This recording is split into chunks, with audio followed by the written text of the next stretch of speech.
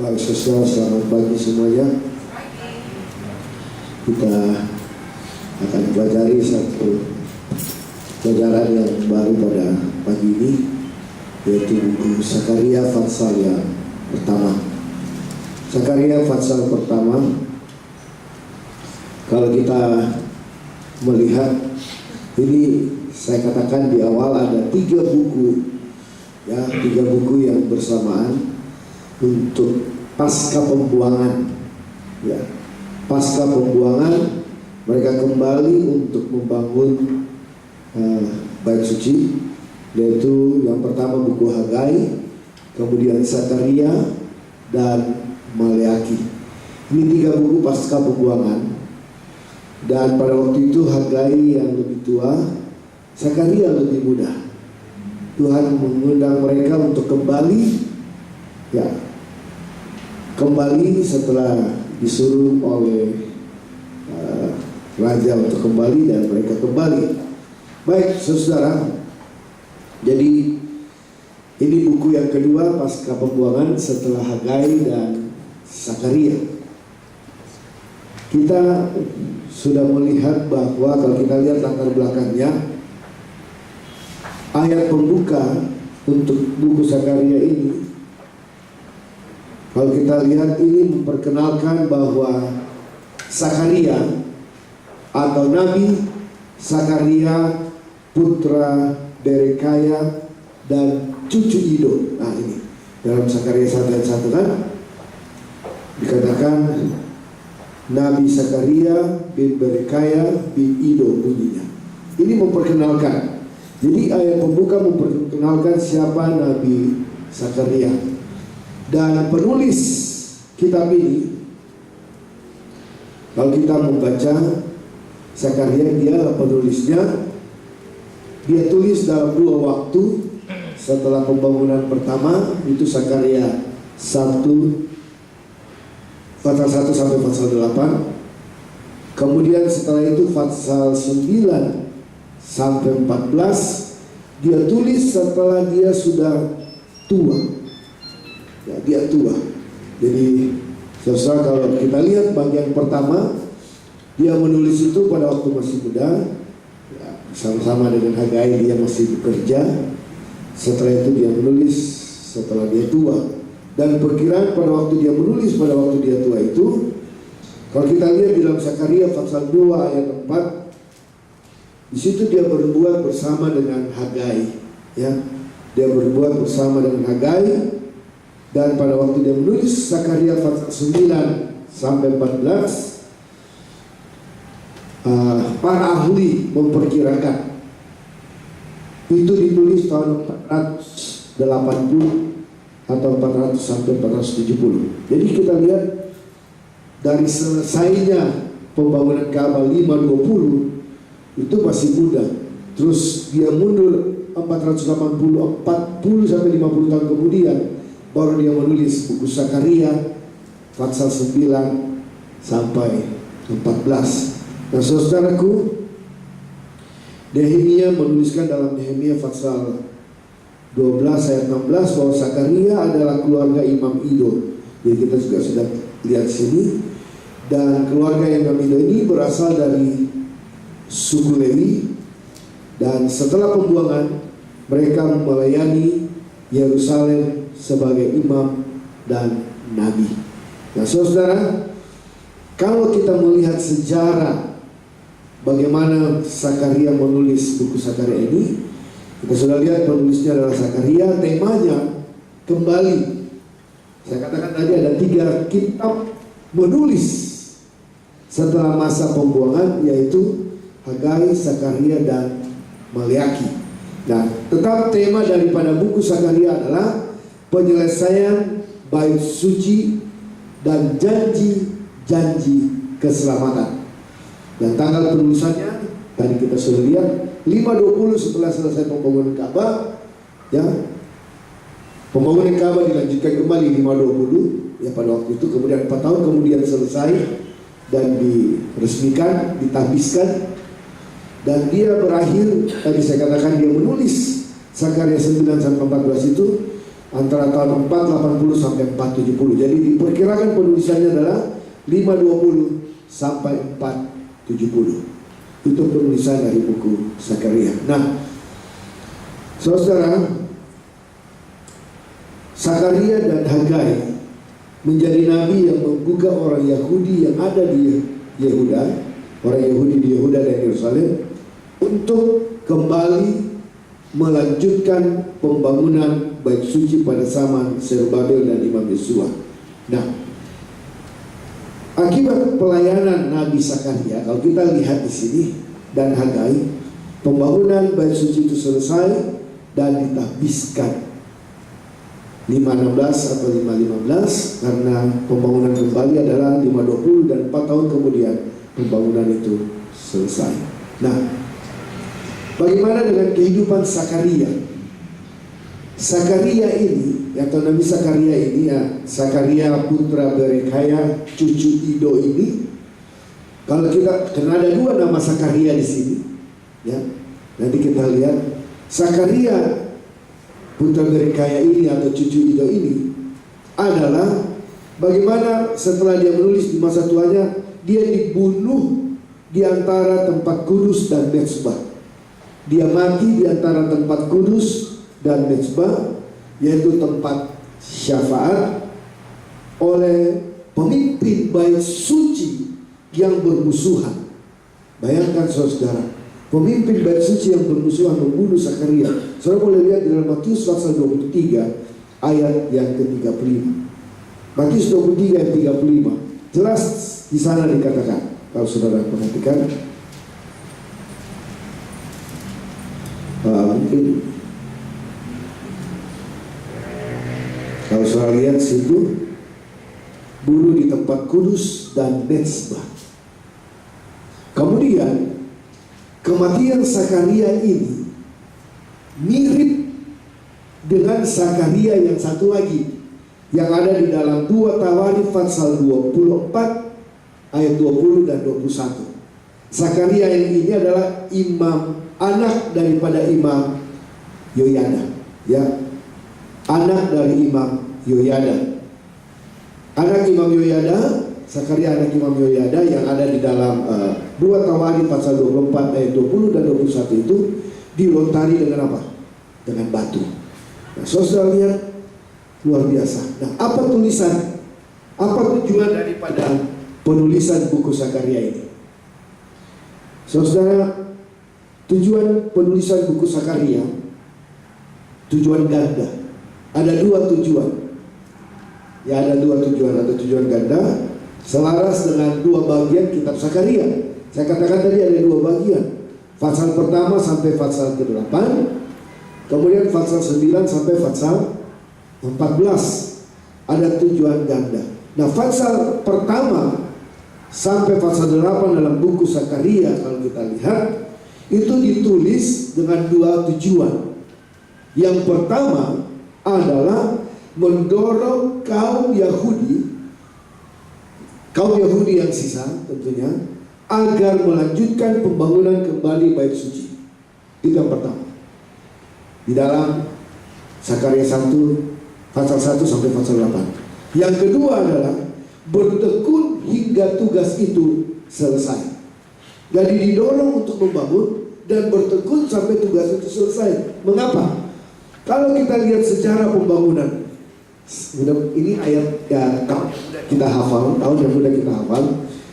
Dikatakan 536 mereka meletakkan batu pertama. 2 tahun kemudian 534 pembangunan itu berhenti. Cukup lama dia berhenti. Kemudian 520 pembangunan itu dilanjutkan kembali, dan 4 tahun kemudian pembangunan itu selesai dan ditahbiskan. Nah, itulah tujuan pertama Zakaria bersama dengan Hagai. Ya. Tujuan pertama adalah mendorong kaum Yahudi yang sisa agar melanjutkan kembali pembangunan bait suci. Kemudian yang kedua, bertekun hingga tugas itu selesai. Itu pasal 1 sampai 8. Tujuan ganda yang kedua adalah pasal 9 sampai 14. Di sana dikatakan itu ditulis untuk memberi semangat. Ditulis untuk memberi semangat kepada semua umat yang telah menyelesaikan pembangunan bait suci. Dikasih semangat kepada semua umat yang sudah menyelesaikan pembangunan bait suci. Kenapa? Kita lihat pelajaran Hagai kemarin. Karena mereka sudah berkecil hati, mereka sudah tawar hati, karena Mesias tidak segera tampak. Makanya kemarin ada 4 janji yang luar biasa yang Tuhan berikan pada pembangunan itu. Ada 4 janji yang Tuhan berikan. Aku akan ada di sana, aku beserta kamu. Dan Tuhan katakan pembangunan ini, walaupun seperti ini kelihatan biasa, tapi lebih apa? Lebih baik. Karena aku akan tinggal di situ. Luar biasa. Saudaraku, semangat diberikan di dalam pasal 9 sampai pasal yang ke-14. Nah, survei, kalau kita melihat kitab ini terbagi 2 bagian besar. Bagian pertama dimulai dengan menasehati orang Yahudi untuk kembali kepada Tuhan. Supaya apa? Supaya orang-orang Yahudi ini bisa menjadi bisa kembali kepada mereka, kemudian bisa bertobat kalau kita lihat, sementara mendorong umat itu menyelesaikan apa? Pekerjaan bait suci. Jadi kita lihat, dan di dalam pasal ini bagian pertama ini Zakaria menerima 8 penglihatan. So, perhatikan ini 8. Kalau kita lihat Zakaria pasal 1 sampai pasal 6, 1 sampai 6 itu ada 8 penglihatan yang didapatkan oleh Zakaria. Dia dapatkan 8 penglihatan. Dan Allah di situ dikatakan bahwa penglihatan itu meyakinkan masyarakat Yahudi yang ada di Yehuda dan Yerusalem bahwa Allah memperhatikan umatnya dan memerintah atas ini kata nasib ini, memerintah atas kehidupan mereka di masa depan. Kemudian penglihatan kelima penglihatan yang pertama, kalau kita lihat di situ ada 8 dan 8, 1 sampai 5. Kelima penglihatan pertama ini menyampaikan pengharapan, menyampaikan penghiburan. Kemudian 3 penglihatan yang terakhir, ya, itu mencakup penghukuman. Jadi dari 8 ini sebenarnya 8 penglihatan ini umat Yahudi diyakinkan bahwa Tuhan itu ya memperhatikan mereka. Dan dari 8 ini, 5 pertama itu luar biasa karena menyampaikan harapan, menyampaikan hiburan. Tapi 3 yang terakhir itu menyampaikan adanya penghukuman. Nah, saudara, khususnya penglihatan yang keempat itu yang sangat menghibur. Karena penglihatan yang keempat itu berisi satu nubuatan penting tentang Mesias. Jadi tadi kita sudah lihat ada 2 hal yang diutamakan oleh Zakaria, yaitu pembangunan bait suci dan juga apa? Datangnya Mesias yang kita bisa lihat, janji-janji Mesias. Ya, janji Mesias. Nah, pemandangan saudara-saudara bisa lihat itu di situ.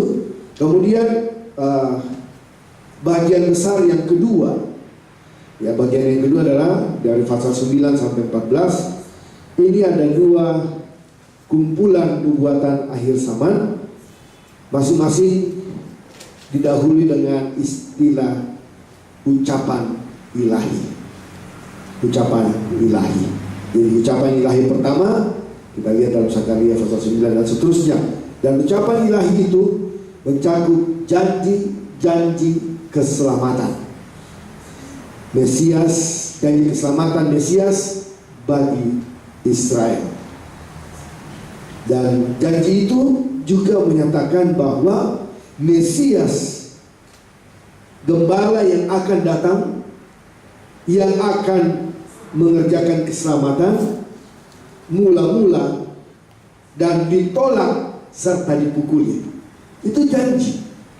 Jadi menyatakan siapa Mesias, tetapi Mesias yang memberikan keselamatan akhirnya ditolak dan apa? Dipukuli. Nah, ucapan ilahi yang kedua Ucapan ilahi pertama itu tadi. Ucapan ilahi yang kedua adalah berfokus kepada pemulihan dan juga pertobatan. Adanya pemulihan dan adanya pertobatan. Jadi kalau kita membaca kitab Sakaria selanjutnya di dalam Sakaria 13 ayat yang ke-9, saudara akan lihat di sana Israel akan mengatakan Tuhan adalah Allahku. Tuhan adalah Allahku, dan Mesias akan memerintah sebagai raja atas Yerusalem. Itu pasal 14 ayat 1 dan seterusnya. Baik, ada 6 ciri khas buku Sakaria. Saya sedikit membahas ini karena ini ada sanggup potnya sampai pembahasan kita sampai pasal 14. Saya tidak tahu siapa yang bahas minggu depan. Ya, mudah-mudahan bisa kelihatan. Ya. Ada 6 ciri utama yang menandai kitab Sakaria. Yang pertama, kitab Sakaria ini paling bersifat Mesias yang ada di Perjanjian Lama selain buku Yesaya.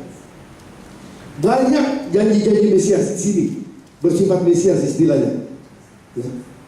Selain buku Yesaya, ya. Jadi kalau sudah lihat mengenai Mesias, janji-janji ini acuan yang sangat jelas mengenai Mesias terjadi dalam 14 pasal buku Sakaria.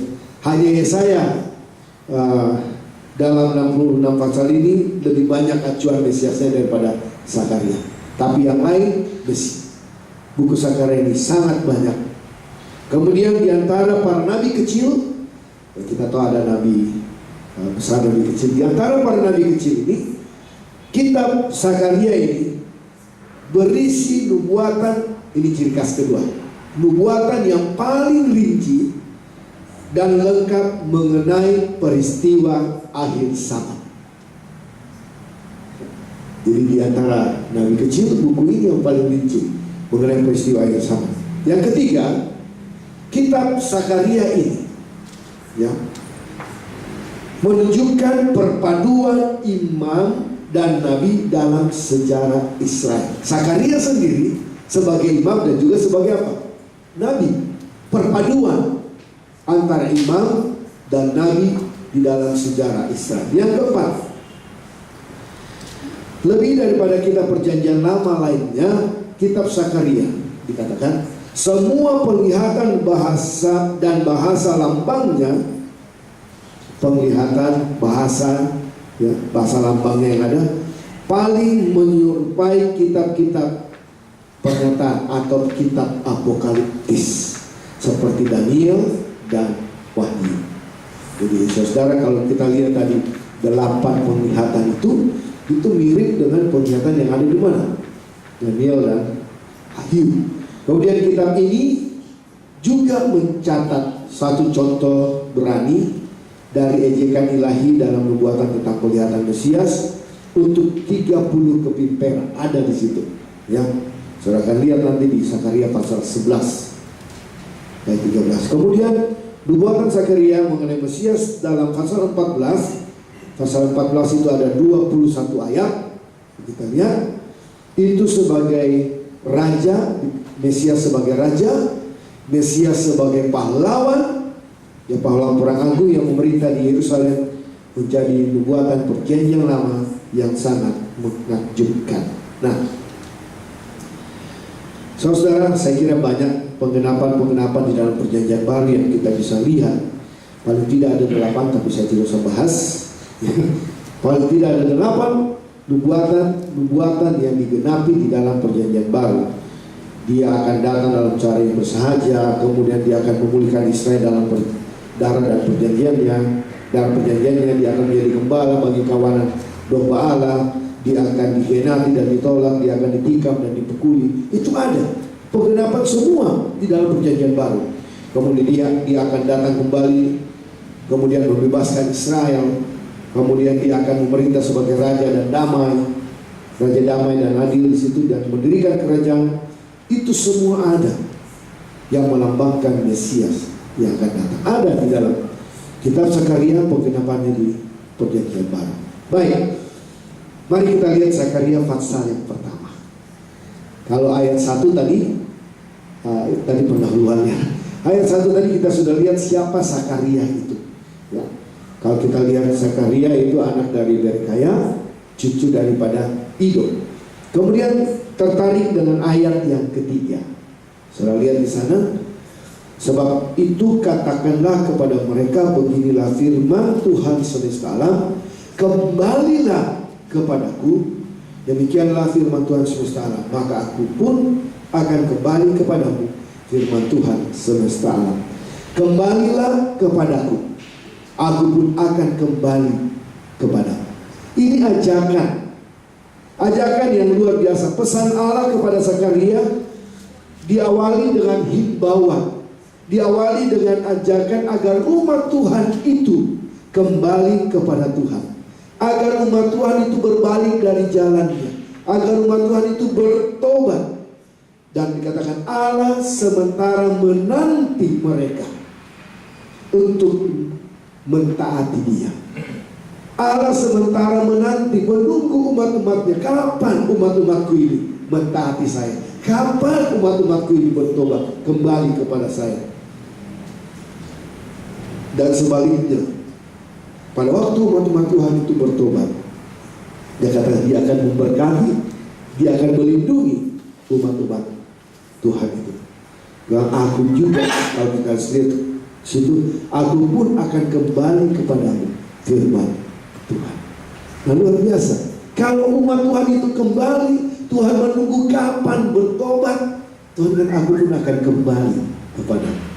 Saudara-saudaraku, tidak ada yang tidak mungkin.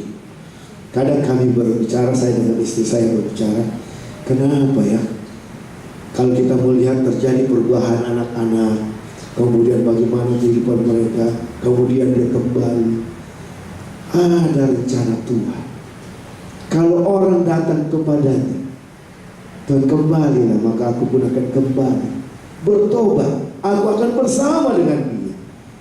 Ini berkat. Saudara, kalau kita tidak ada yang mustahil, sejahat apapun orang itu, kalau orang itu mau bertobat, Tuhan akan datang kepadanya. Tuhan akan berikan berkat itu. Tuhan akan menolong orang itu, memberkati, melindungi kalau kita kembali kepada Tuhan. Baik, kemudian di dalam ayat yang keempat dikatakan situ, janganlah kamu seperti nenek moyangmu. Luar biasa. Janganlah kamu seperti nenek moyangmu. Kenapa nenek moyang mereka? Karena mereka tidak percaya, mereka tinggalkan Tuhan. Makanya Tuhan ajak kembali. Saudara, Allah memperingati mereka, memperingatkan mereka bagaimana Dia telah menyampaikan himbauan yang sama kepada nenek moyang mereka sebelumnya.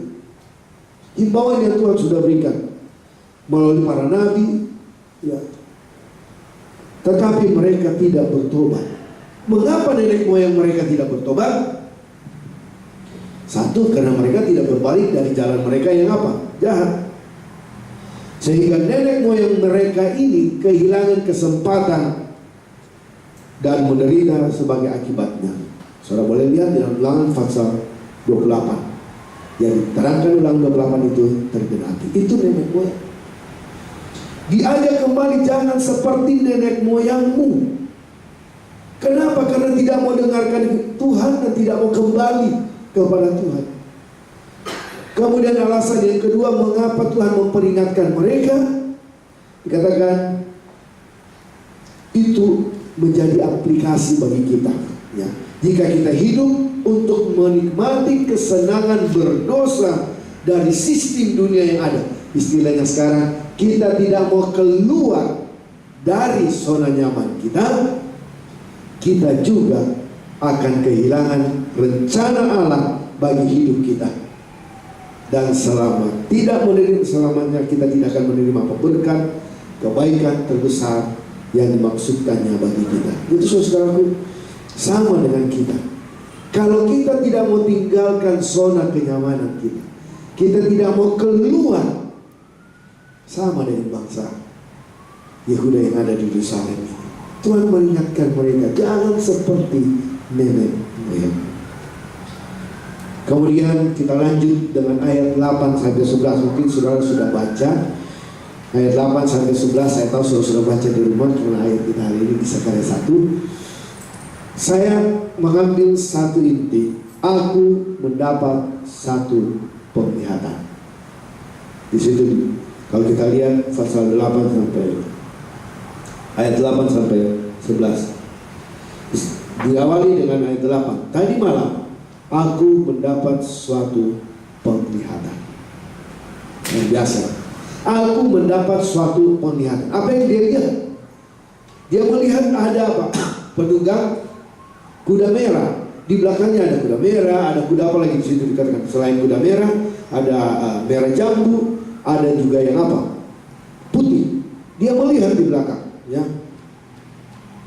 Nah, kemudian bertanya, ya Tuanku, apa artinya semua ini? Kemudian dijawab oleh malaikat, dikatakan apa? Aku ini akan memperlihatkan kepadamu apa arti semuanya ini.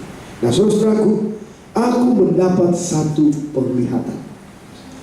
Para ahli memperkirakan itu terjadi pada Februari 19 SM. Ya, jadi waktu dia masih muda.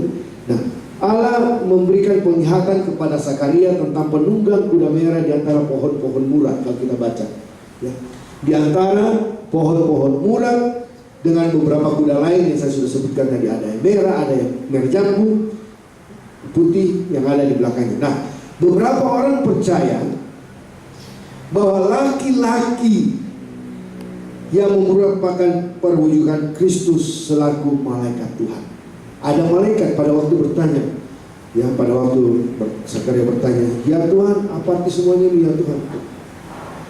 Dan malaikat itu menjawab, aku akan perlihatkan kepada orang percaya. Ini jawabannya di dalam ayat 12. Saudara lihat di situ, berbicara malaikat Tuhan itu kepadanya, ya Tuhan semesta alam, berapa lama lagi engkau tidak menyayangi Yerusalem dan kota-kota Yehuda yang telah 70 tahun lamanya kau murkai itu. Jadi orang percaya bahwa laki-laki yang baik itu merupakan perwujudan Kristus selaku malaikat Tuhan. Ya, pada waktu datang malaikat itu ditanya oleh Zakaria, apa artinya semua ini ya Tuanku? Malaikat itu menjawab, dan malaikat itu adalah Kristus. Nah, saudaraku, pada malaikat Tuhan, seorang malaikat penafsir menjelaskan bahwa kuda-kuda itu telah menjelajah seluruh bumi, dan menemukan dalam keadaan yang tenang dan aman. Di dalam ayat yang 11, setelah dia menjelajah, dia dapati ini keadaan tenang, ini keadaan aman. Namun, saudara, umat Tuhan di Yehuda masih tertindas dan tidak aman. Jadi malaikat itu sudah menjelajah seluruh bumi. Dapati aman, dapati dalam keadaan tenang. Namun, saudara lihat umat-umat Tuhan tidak. Di dalam ayat 11 kan beritahu bahwa semua kami telah menjelajahi bumi dan sesungguhnya seluruh bumi ini tenang dan aman. Tetapi umat Tuhan di Yehuda pada saat itu masih tertindas, tidak aman. Dan Tuhan akan merubah situasi dunia dengan pemulihan dan memberkati Yerusalem dan kota-kota Yehuda. Jika saja, ada kata jika, ajakan Tuhan. Tadi kita sudah lihat di dalam ayat 3, kamu berbalik kepadaku. Kalau sudah perhatikan dalam ayat yang tadi, kembalilah kepadaku, maka aku akan kembali kepadamu. Kalau umat Tuhan kembali, maka umat Tuhan didapati akan dalam keadaan aman, tenang, ya, tidak tertindas, dan mereka akan berjalan bersama itu. Baik, ayat 9, kalau sudah perhatikan, malaikat yang berbicara dengan aku. Jadi malaikat penafsir melanjutkan penjelasan kepada Zakaria, dan penjelasan itu dalam ayat 3, ayat 4 kita sudah baca tadi, dan ayat yang ke-19, ya. Dan akan malaikat itu bukan yang sama dengan malaikat Tuhan. Baik, ayat 12, saya senang lihat ayat ini. Ayat 12, berbicaralah malaikat Tuhan itu, ya, berbicaralah malaikat Tuhan itu. Penunggang kuda merah itu kini diperkenalkan. Siapa penunggang kuda merah? Penunggang kuda merah itu diperkenalkan sebagai malaikat Tuhan yang memohon syafaat demi Israel dan Yerusalem. Malaikat Tuhan itu atau penunggang kuda merah itu memohon agar Yerusalem, ya, dikatakan mohon doa syafaat demi Yerusalem dan Israel agar segera mengakhiri 70 tahun hukuman Allah atas Yerusalem dan bait suci yang dibinasakan pada tahun 586. Saudaraku, kemudian terjadi pembangunan kembali bait suci tahun 516, 70 tahun kemudian. Dan malaikat Tuhan itu sekali lagi mungkin adalah Kristus yang hingga kini masih membela kita. Baik, ayat 14. Sangat besar usahaku untuk Yerusalem. Saya lihat di situ, sangat besar usahaku untuk Yerusalem. Kasih Allah, saudara-saudaraku, berada di balik pemilihannya atas Yerusalem dan bangsa Israel. Akan tetapi kasih itu tidak dimaksudkan untuk Israel saja. Kasih Allah itu juga dimaksudkan untuk kita semua, untuk menjangkau semua orang. Allah ingin memberkati semua keluarga di bumi melalui Abraham dan keturunannya. Kemudian ayat 15, perhatikan, bangsa-bangsa membantu, dikatakan saya bisa membaca. Tapi sangat besar murkaku terhadap bangsa-bangsa yang merasa dirinya aman, yang sementara aku murka sendiri dalam membantu menimbulkan kejahatan. Bangsa-bangsa yang Tuhan murka membantu malah menimbulkan apa? Kejahatan. Bisa saja terjadi sementara Tuhan panggil kita bertobat. Kalau saya aplikasikan, ada orang lain yang membantu mempengaruhi supaya jangan apa? Bertobat. Tuhan panggil kita kembali, Tuhan murka. Apalagi kita yang suka merongrong atau membuat sesuatu gosip, akhirnya orang tidak mau apa? Menghalangi orang datang untuk apa? Bertobat. Ini bangsa lain. Bangsa lain menimbulkan kejahatan. Tuhan sudah murka, tapi mereka masih menimbulkan apa? Kejahatan. Saudaraku, Allah memakai bangsa-bangsa kafir untuk menghukum Yerusalem yang tidak mau bertobat. Akan tetapi di dalam keserakahan, ya, akan tetapi dalam keserakahan untuk memperoleh kekayaan dan kuasa, itu yang dilakukan oleh bangsa kafir ini. Bangsa ini sudah bertindak keterlaluan. Tuhan menggunakan untuk menghukum Yerusalem. Tetapi mereka sudah bertindak keterlaluan karena keserakahan mereka, karena mau memperoleh kekayaan, mau memperoleh kuasa.